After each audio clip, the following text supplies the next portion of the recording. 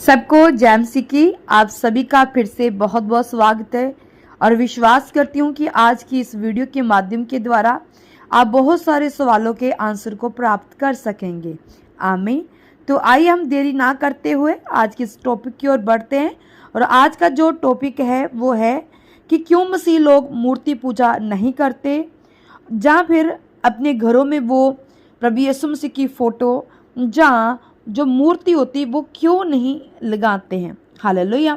खुदाबंद के प्यारे लोगों, बहुत सारे लोगों जहाँ आप लोगों के घरों में, जहाँ आप चर्चों में देखते होंगे, आपको प्रभु यीशु मसीह की मूर्ति, माँ मरियम की मूर्ति मिल जाएगी। और वो लोग क्या करते हैं कि उनको पूजना शुरू कर देते हैं, उनके ऊपर धूप बत्ती अगरबत्ती ऐसे वो पूजते हैं उनको। तो ये क्या करना सही बात है?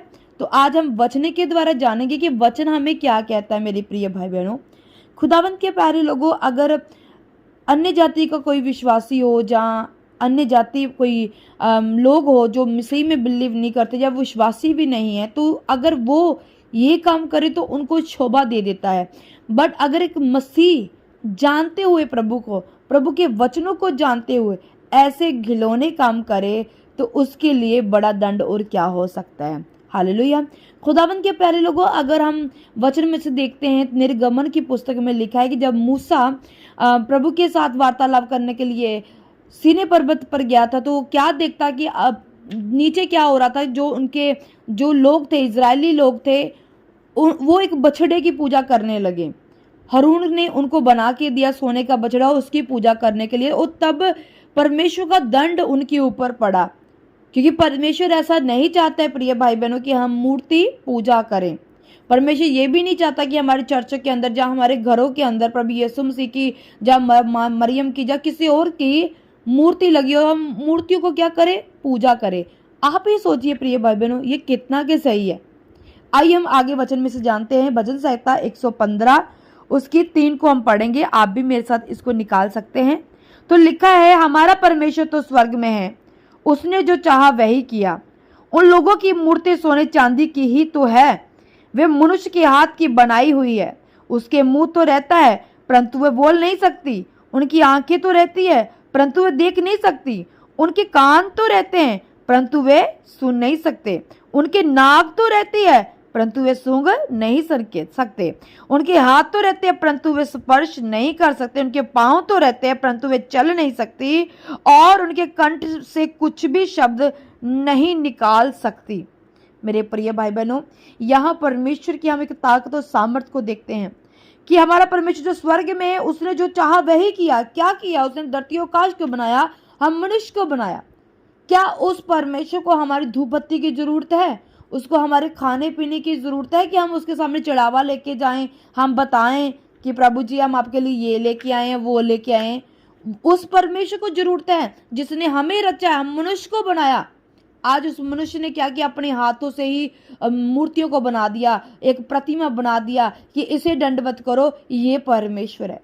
वचन कहता है कि ना तो वो सूंघ सकती, ना वो खा सकती, ना वो बोल सकती, ना वो चल सकती है, ये कुछ कर तो सकती नहीं। तो फिर क्यों हम उन चीजों को दंडवत करते हैं? क्यों मसीह लोग उनके पीछे भागते हैं? क्यों चर्चों, जो स्कूलों कॉलेजों में हम ऐसी मूर्ति देखते हैं? क्यों बच्चों को बोला जाता है कि दंडवत करो, ये करो, वो करो? ये सब गलत है प्रिय भाई बहनों। ये हमें प्रभु के गुस्से को हम क्या करें? उजागर करने वाली बात कर रहे हैं। जैसे मूसा के समय हुआ था, इजरायलियों के ऊपर प्रभु का दंड फिर आ गया था। फिर मूसा ने रिक्वेस्ट की थी कि प्रभु इन्हें माफ कर दे, इन्हें क्षमा कर दे। इसलिए प्रिय भाई बहनों, हमें ये मूर्ति वाला जो काम है ये बिल्कुल नहीं करना है। इसलिए एक मसीह को कभी मूर्ति पूजा नहीं करनी चाहिए, क्योंकि मूर्ति को बनाने वाला एक मनुष्य है, और मनुष्य को बनाने वाला कौन है? परमेश्वर। हमें परमेश्वर की उपासना करनी है, ना कि मूर्तियों में हमें परमेश्वर को ढूंढना है। हमें अगर ढूंढना है परमेश्वर को तो बाइबल में से ढूंढना है, हमें ढूंढना तो अपने करैक्टर में से ढूंढना है, हमें ढूंढना अपने चाल चलन, अपने रहन सहन से प्रभु को ढूंढना है।